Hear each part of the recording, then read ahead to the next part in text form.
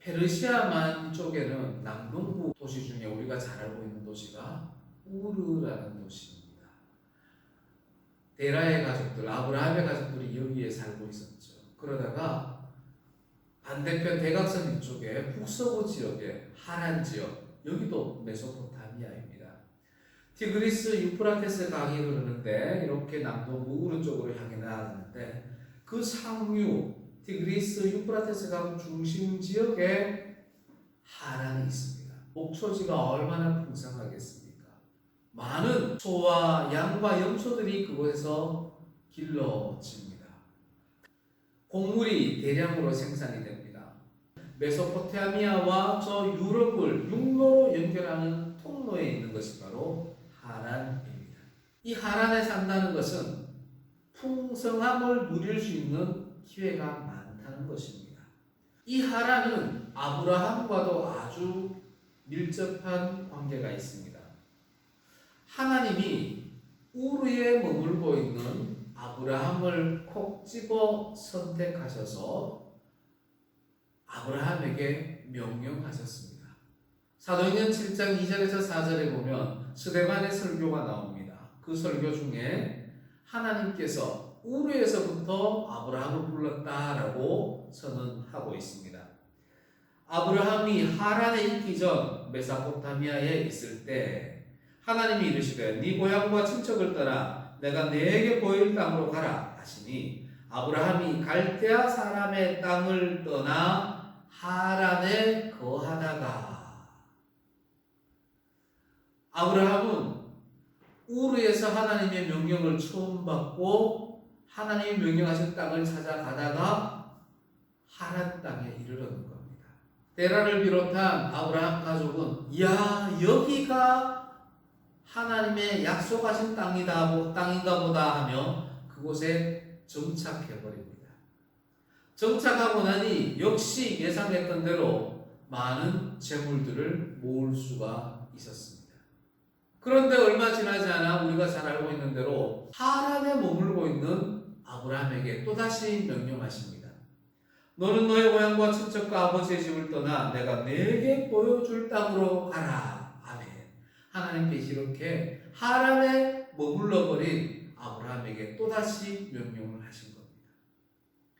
이 명령을 받은 아브라함이 어떻게 했겠습니까? 하나님의 그 말씀을 받아들이고 순종합니다. 비록 롯과 동행을 했지만 아브라함은 그 하란 땅에서 얻을 수 있는 모든 기득권들을 포기하고 아버지의 집을 떠나 가나안 땅을 향하여 떠나온 것입니다. 이렇게 하란은 아브라함이 자신의 기득권을 포기하고 하나님의 명령을 따라 떠났던 곳이 바로 하란입니다. 아브라함이 떠났던 그 하란, 오늘 본문에 나오는 것처럼 야곱이 그 하란을 또다시 떠나게 되는 역사가 이루어집니다. 야곱은 이곳 하란에서 자그마치 20년 동안 외삼촌 라반의 종살이를 하게 됩니다. 처음 14년간은 아내를 얻기 위해서 무임금 노동을 제공을 합니다. 뒤에 6년간은 임금은 받지 않지만 가축들을 통해서 재산을 모으는 큰 은혜를 누리게 됩니다.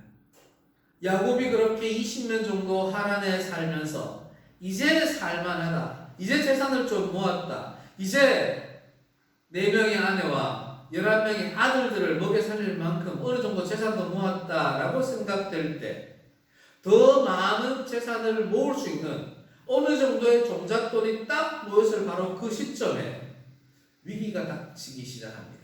그동안 별 볼 일 없다고 생각했던 야곱이 조금씩 재산을 늘려가자 라반의 아들들이 야곱을 보는 눈초리가 평소와 다릅니다. 경계하기 시작합니다. 시기하기 시작합니다. 야곱은 어쩌면 나를 죽일 수도 있겠다 위기감을 느끼기 시작합니다. 바로 그때입니다. 하나님께서는 창세기 31장 3절에서 야곱에게 이렇게 선포하십니다. 네 조상의 땅, 네 족속에게로 돌아가라. 내가 너와 함께 있으리라. 아멘. 종살이 20년 만에 야곱은 하나님으로부터 가나안 땅으로 아버지에게로 형 에사가 있는 그곳으로 돌아가라고 명령을 받게 됩니다. 하란에 그대로 머문다면 라반의 아들들에게 위해를 당할 수도 있습니다. 행여나 라반의 아들들과 라반을 피해 가나안 땅에 돌아간다고 한들 그곳에는 야곱을 죽이려고 분노해 있는 형 에서가 있습니다. 하나님의 그 명령은 따르지 않을 수도 없고 따를 수도 없는 정말 진퇴양난의 위기 앞에서 받아들인 명령입니다.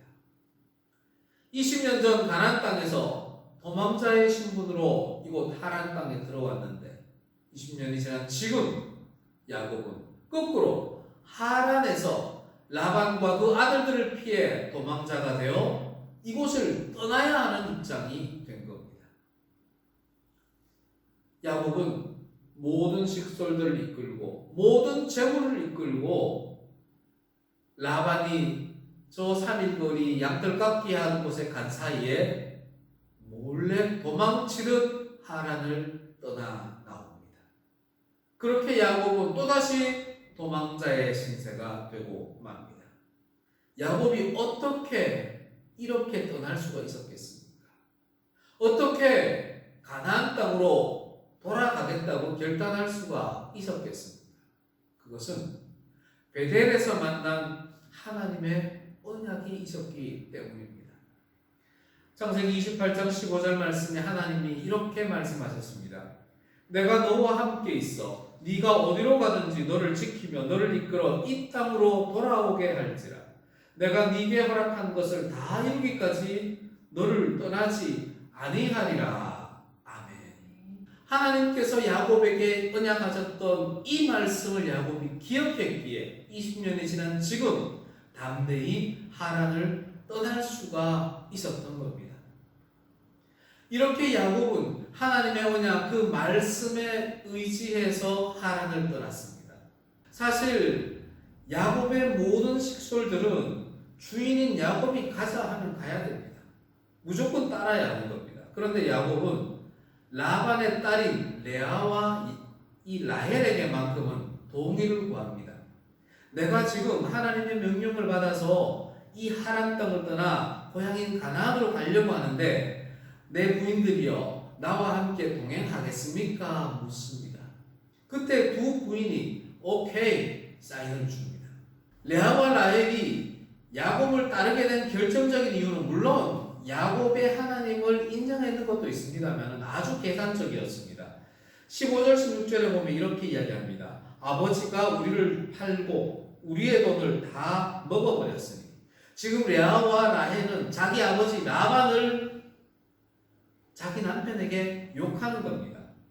그리고 아버지 밑에 있다고 한들 그 아들들이 다 가져가지 딸들은 우리에게는 아무것도 주지 않을 겁니다. 그런데 우리 아들들이 당신을 따라가면 당신의 재산이 다 우리 아들들의 것이 되지 않겠습니까? 나는 내 남편 당신 야곱을 따르겠습니다. 이렇게 계산적으로 고백하며 야곱을 따르는 겁니다. 그렇게 계산적이었던 라헬이 야곱을 그냥 따라가는 것이 아닙니다. 너무나 계산적이었던 나머지 혹시나 나중에 내 아들들이 다시 이 하란 땅에 돌아오면 이 하란에서 뭔가 지분을 가지려면 증거가 있어야 되겠다. 그런 생각으로 라헬은 아버지 라반의 드라빔을 훔쳐서 떠납니다. 아람 지역에서 드라빔이라는 것은 가정 신상입니다. 우리 옛날에 집집마다 있던 신주 단지 같은 겁니다. 가정마다 이런 작은 신상이 있었습니다. 가정 수호신입니다. 이 드라빔은 신의 의미도 있지만 그 가문의 가장에게 주어지는 가정 지휘권이 있습니다. 가정 대표권이 있습니다. 가문의 상속자라는 의미가 숨겨져 있는 것이 바로 이 드라빔입니다. 그런데 라헬이 이것을 훔쳐서 가는 겁니다. 야곱 남편은 지금 하나님의 명령을 따라서 하나님의 뜻에 순종하여 하란을 떠나려고 하는데 그 안에 가장 사랑하는 라헬은 야곱의 뜻은 알겠는데 나는 내가 믿는 신상 드라빔을 가져가야 되겠소. 내가 믿는 이 기득권 드라빔을 가지고 가야 되겠소. 하나님의 명령을 따르면서 자기가 믿는 것을 우상을 들고 따랐던 사람이 바로 이 라헬입니다. 하나님의 명령을 따르면서 우상을 들고 떠났던 그 라헬. 어쩌면 우리가 가장 예쁘게 바라보는 그 라헬의 인생이 어떻게 됐는 줄 우리가 아시죠? 헤브론에 정착하기도 전에 베델에서 베들레헴으로 나아가는 그 길가에서 이 라헬은 베냐민을 낳다가 죽고 맙니다. 물론 그곳에 가기 전에 드라빔을 비롯한 이 하란 족속들의 모든 우상들을 상수리 나무 밑에 묻어버리긴 했지만 훔쳤던 이 우상을 가지고 내가 가야 성공하겠다라고 했던 이 마음 때문에, 그 범죄 때문에 결국은 라헬은 헤브론에서의 복된 삶을 누리지를 못하고 길가에서 출산하다가 죽고 맙니다. 사랑하는 성도 여러분, 우리는 혹시 라헬처럼 이런 신앙생활을 하고 있지는 않은지 뒤돌아봐야 합니다. 하란을 떠난 또 한 사람이 있습니다. 아브라함, 야곱, 라헬. 또한 대표적인 사람이 바로 라반입니다.